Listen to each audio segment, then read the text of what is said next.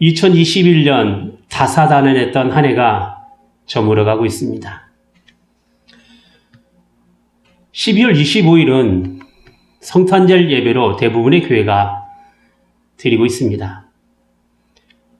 올해는 12월 25일이 토요일이고 그러다 보니 우리 교회에서는 주일 예배를 성탄절 예배를 생각하는 마음으로 드리고자 해서 주일 예배를 함께 성탄을 생각하는 마음으로 말씀을 통해서 함께 은혜를 나누고자 하는 것입니다. 오늘 말씀은 마태복음 1장 18절부터 25절까지의 말씀입니다. 동정녀 마리아에게서 예수님이 탄생한 이야기는 마태복음과 누가복음에 기록되어 있습니다. 누가복음에는 예수님의 탄생을 마리아의 시각에서 묘사하고 있지요. 누가복음 1장 31절에 보면 천사가 마리아에게 찾아가 수태의 아들을 낳을 것이라고 알려주게 됩니다. 그러자 마리아가 내가 어떻게 사내를 알지 못하는데 이런 일이 가능하겠습니까? 라고 물었고 이에 천사는 성령으로 인하여 아들을 낳게 될 것인데 그 이름을 예수라 이렇게 전하여 줍니다. 하지만 마태복음은 요셉을 중심으로 하여 요셉의 경험을 토대로 묘사를 하고 있다는 것이죠. 천사가 꿈에 요셉에게 나타나 요셉이 해야 할 일을 알려주게 됩니다. 심지어 예수님의 출생도 요셉의 관점에서 묘사를 하고 있다는 것이죠.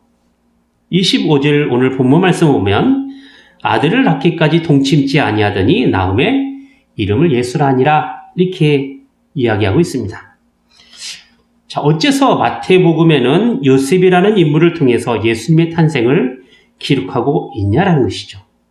요셉이 예수님의 탄생에 정말 주도적인 역할을 한 인물이라서 그렇게 했을까요?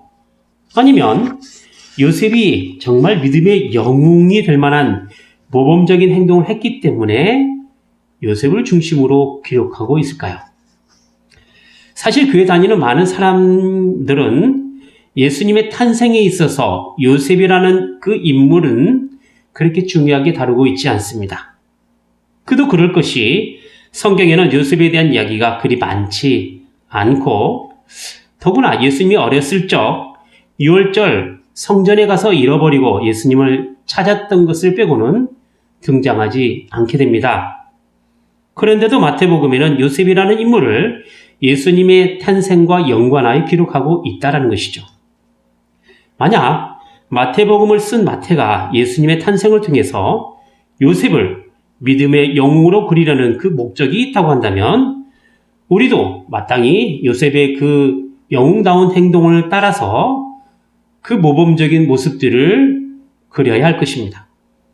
요셉의 성품을 본받자든지 아니면 요셉의 행동이 믿음의 행동이었기 때문에 우리도 믿음대로 살자라든지 이렇게 해야 할 것입니다.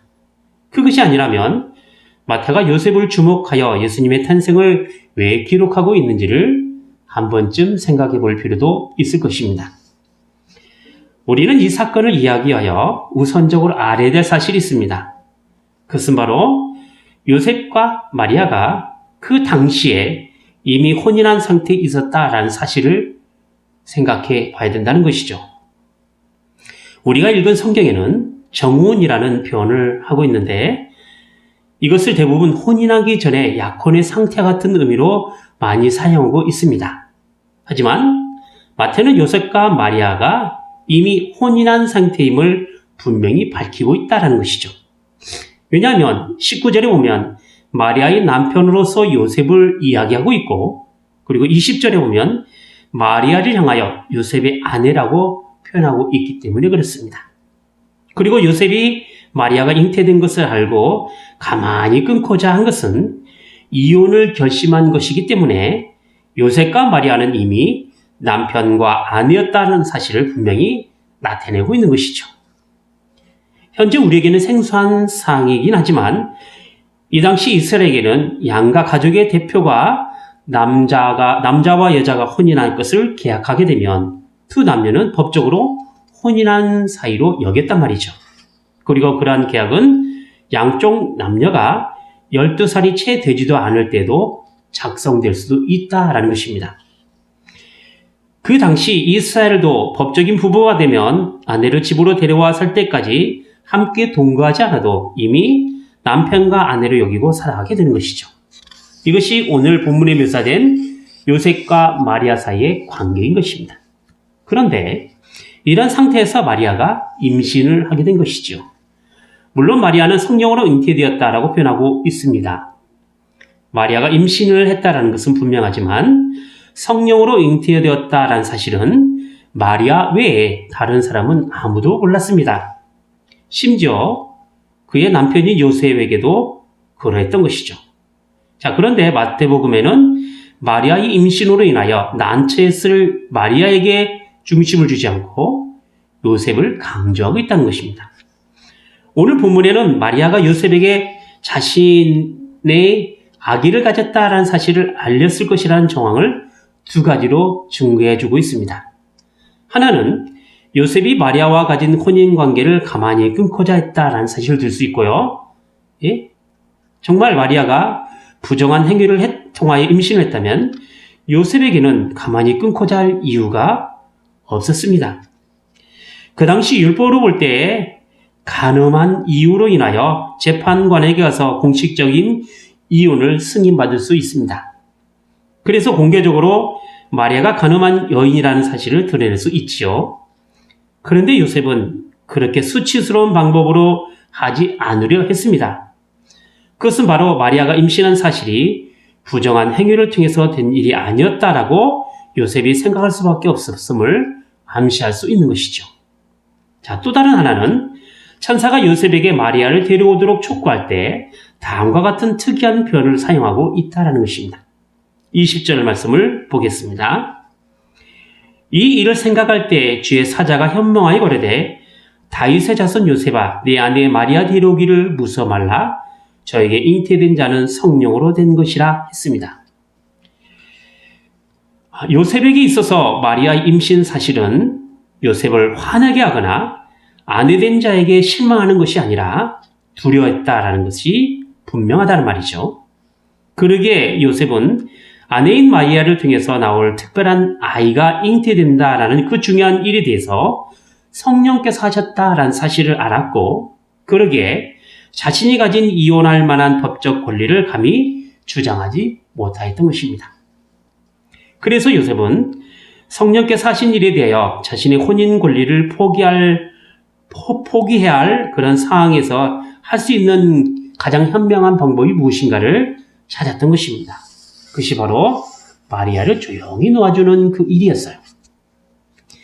요셉이 마리아와 헤어지는 것은 두 가지 방법이 있습니다. 하나는 요셉과 함께 살기 전에 임신한 사실을 근거로 공식적인 이혼을 승인받으면 됩니다. 그러면 마리아는 많은 사람 앞에 간음한 여인이 되는 것이죠. 그리고 두 번째로 마리아에게 개인적으로 이혼 증서를 줄 수도 있습니다. 그러나 그렇게 하면 마리아는 다른 사람에게는 결백할 수는 있겠지만 요셉은 자신의 아내를 버렸다라는 비난을 받을 수 있을 것입니다. 어찌하든 간에 요셉이 마리아를 잃게 되는 것이죠. 그래서 요셉은 이 두 가지 방법 중 하나를 선택하게 되는데 그것은 바로 많은 사람의 비난을 감수하더라도 가만히 끊고자 하는 방법을 선택하게 됐다는 것입니다. 아내를 버렸다라는 수치를 스스로 감수하는 것은 요셉의 인간됨이 잘 나타나 있는 것이라 이렇게 말할 수 있는 것이죠.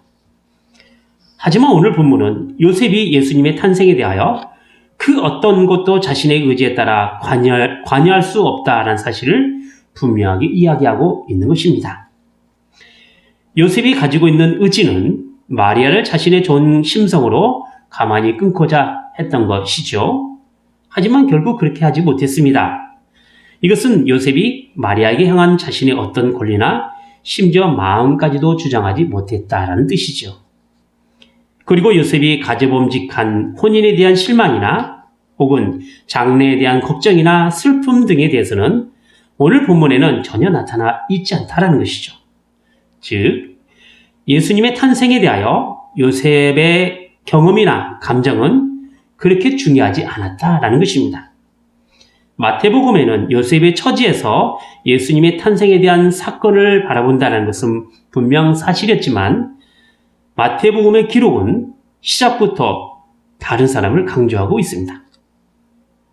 예수 그리스도의 나심은 이러하니라 하면서 이야기가 나오는데 그것은 요셉에게 이야기가 아니라 예수님의 이야기라는 것이죠. 마리아에게서 날 아이는 요셉을 통해서 난 아이가 분명히 아닙니다. 왜냐하면 성령으로 태어났기 때문에 그렇지요. 그러므로 요셉은 예수님의 생물학적 친아버지가 분명 아닙니다.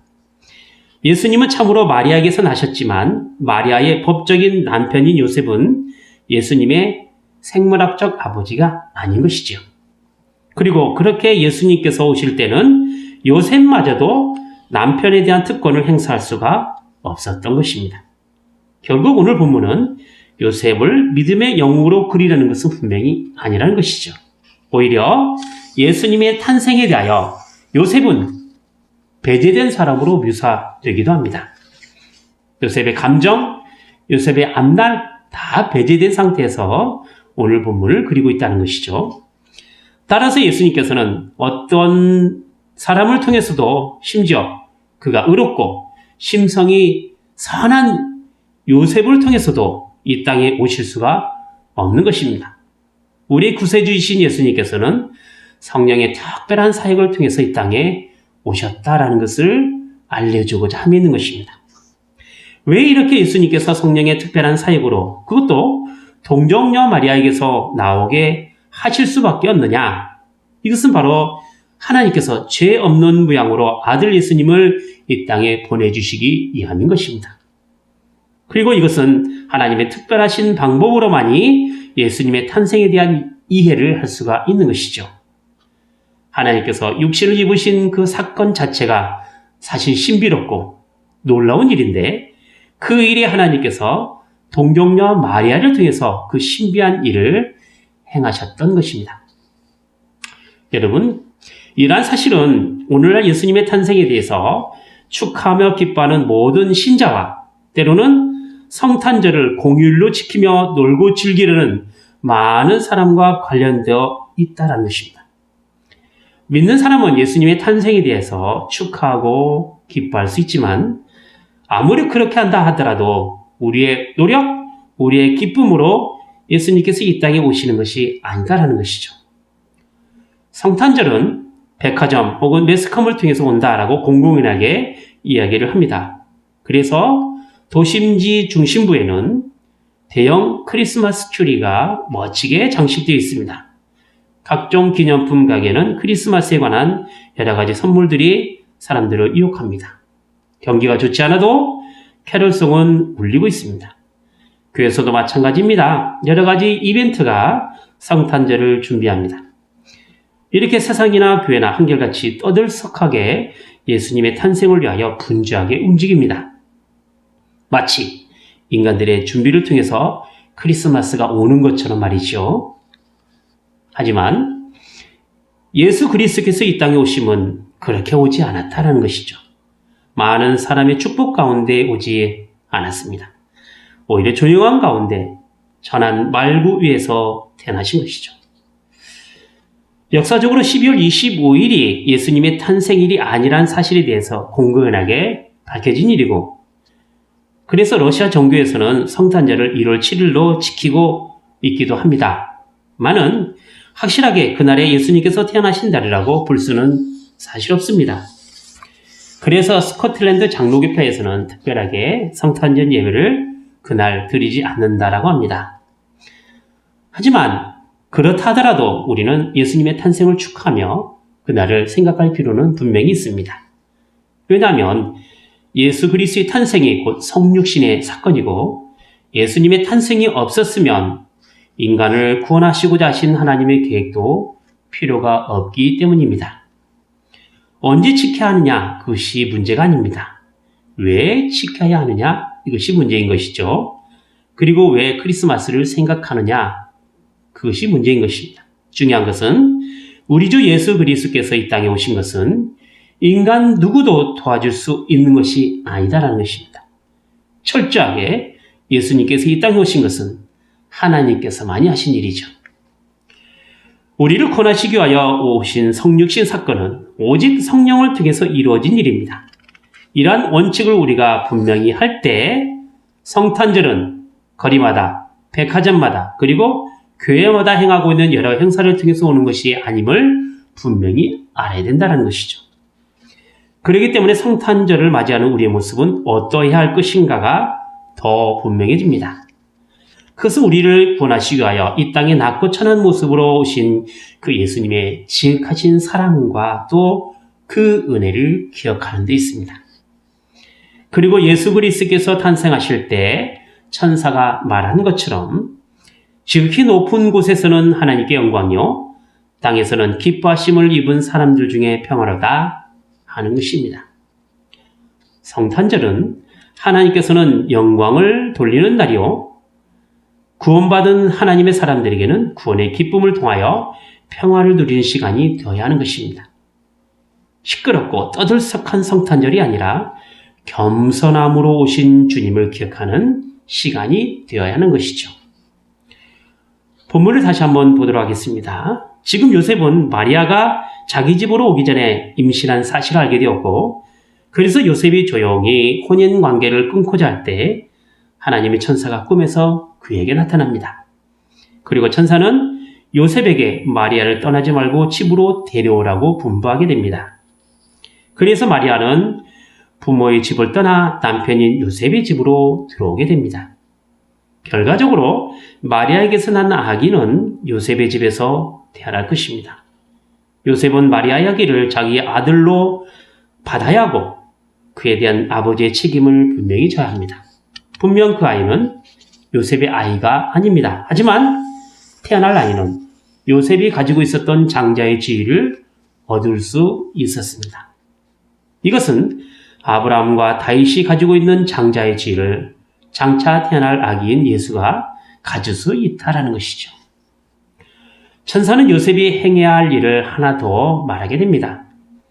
그것은 태어날 아이의 이름을 예수라고 지어야 한다는 것이죠. 천사는 예수라는 이름이 가지고 있는 중요성을 이렇게 말하고 있습니다. 21절입니다. 아들을 낳으리니 이름을 예수하라. 이는 그가 자기 백성을 저희 죄에서 구원할 자이심이라 하니라. 마리아에게서 날 아이가 자기 백성을 죄에서 구원할 자이라는 것입니다. 물론 그 당시에는 예수라는 이름이 흔하다라고 하였지만 하나님께서는 그 흔한 이름을 사용하셔서 마리아에게서 날 아이를 통해서 죄에서 구원하실 구원주가 되게 하셨다라는 데 있습니다. 중요한 것은 아이의 이름을 마리아가 아니라 요셉이 아이의 이름을 지어야 한다라는 점이지요. 누가복음에 보면 천사가 마리아에게 나타나 하나님의 은혜로 수티하여 아들을 낳을 것이라고 알려주면서 그 이름을 예수라고 하라고 했단 말이죠. 자, 그러니까 마리아는 이미 천사가 일러준 대로 아이의 이름을 예수라고 해야 된다는 사실을 이미 알고 있었습니다. 그러나 자기 입으로 아이의 이름을 지을 수는 없었습니다. 오직 요셉을 통하여 아이의 이름을 예수라 지을 것을 오늘 본문을 통해서 알 수가 있는 것이지요. 그리고 이렇게 요셉이 아이의 이름을 예수라고 지은 것은 요셉이 마리아의 아이를 자기의 아이로 공식적으로 받아들이는 것을 의미하는 것이기도 합니다. 요셉은 천사가 지시한 두 가지 내용을 충실하게 수용을 하게 됩니다. 아내를 집으로 데려왔습니다. 아내를 집으로 데려와서 동침치 않았다라는 이야기를 쓰고 있는데 이는 마리아의 아이가 요셉의 아이가 아님을 분명하게 강조하고자 함에 있는 것입니다. 그리고 마리아가 아들을 낳았을 때 그 이름을 예수라고 지었습니다. 자, 이렇게 해서 요셉은 충실하게 예수님의 탄생에 대해서 순종함으로 지켜나가게 됩니다. 우리는 분명히 요셉을 통해서 예수님의 탄생에 대한 모습을 지금 보고 있습니다. 그리고 요셉이 하나님의 말씀을 받아들이고 그에 따라 행동하는 모습을 우리가 보았습니다. 요셉은 의심할 여지가 없는 믿음의 사람입니다. 정말로 요셉은 예수님의 탄생을 준비한 사람이었지요. 예수님께서 태어나실 때 베들레헴 마구간을 찾은 것도 요셉이었습니다. 그래서 예수님께서 지극히 낮은 곳에서 태어나는 극적인 상황들을 요셉을 통해서 어쩌면 연출했는지도 모르죠. 하지만 성경은 그러한 요셉에게 초점을 맞추지 않습니다. 이것은 천사가 요셉을 향하여 일컫는 말 중에 있지요. 1장 20절에 보면 요셉을 향하여 다윗의 자손이라고 불렀습니다. 다윗은 이스라엘의 위대한 왕입니다. 마태복음 1장 시작부터 예수님의 족보에 대해서 나오게 되는데 예수 그리스도를 무엇이라고 표현하고 있냐면 1장 1절에 아브라함과 다윗의 자손 예수 그리스도의 세계라 라고 했단 말입니다. 그리고 6절에 보면 다윗을 무엇이라고 표현하고 있느냐면 다윗 왕이라고 표현하고 있습니다.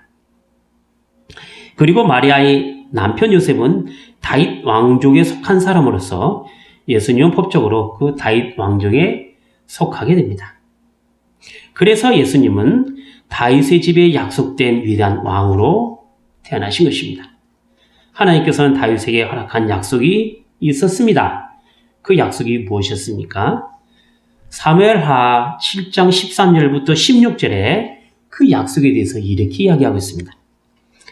그는 내 이름을 위하여 집을 건축할 것이요 나는 그의 나라 왕위를 영원히 경고케 하리라. 나는 그에게 아버지가 되고 그는 내게 아들이 되리니 그가 만일 죄를 범하면 내가 사람의 매와 인생의 책찍으로 징계하리니와 내가 내 앞에서 물러나게 할 사울에게서 내 은총을 빼앗은 것처럼 그에게서 빼앗지는 아니하리라. 내 집과 내 나라가 내 앞에서 영원히 보존되고 내 왕위가 영원히 경고하리라 하셨다라 했습니다. 사실 다윗 왕가는 이스라엘의 멸망으로 인하여 쇠락해져 갔죠. 바벨론 포로로 인하여 왕족의 의미가 분명히 잊혀진 것은 분명합니다. 새로운 왕을 내지 못하고 점점 희미해져 버린 것이죠. 그것은 유다 왕국의 멸망을 통해서 이루어진 일입니다. 약속된 왕이 다윗에게서 날 수는 없었습니다.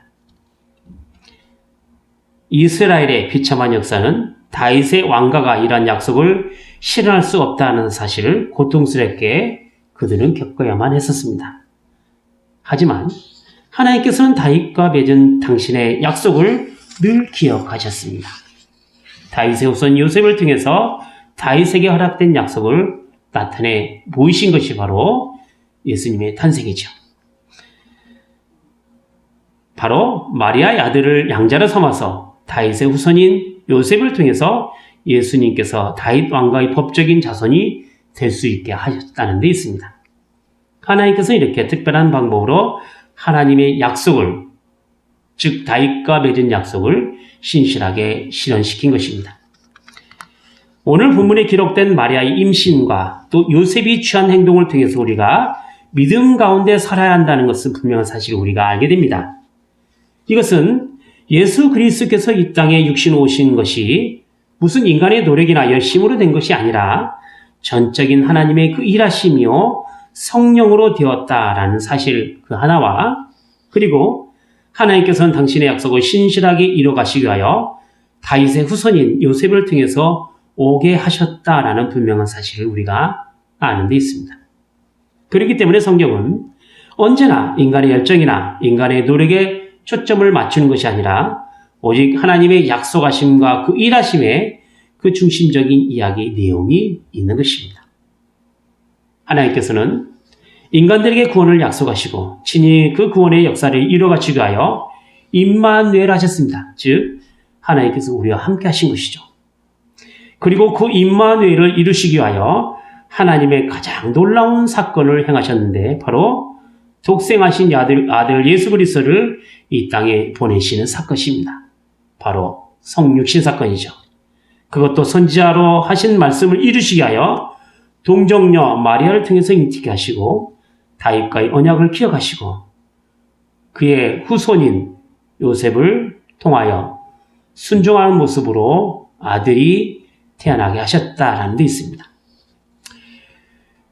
우리가 믿음으로 살아간다라고 말하는 것은 전적으로 하나님께서 행하신 일 때문에 가능합니다. 하나님께서 동정녀 마리아에게서 예수님을 탄생하게 하시는 그 일에서 요셉을 사용하셔서 얼마나 큰 일을 행하셨는지를 안다면 주께서 구원을 이루어지기 위하여 우리를 사용하실 때 더욱 우리가 하나님께 향하여 신뢰하는 법을 배울 수 있을 것입니다.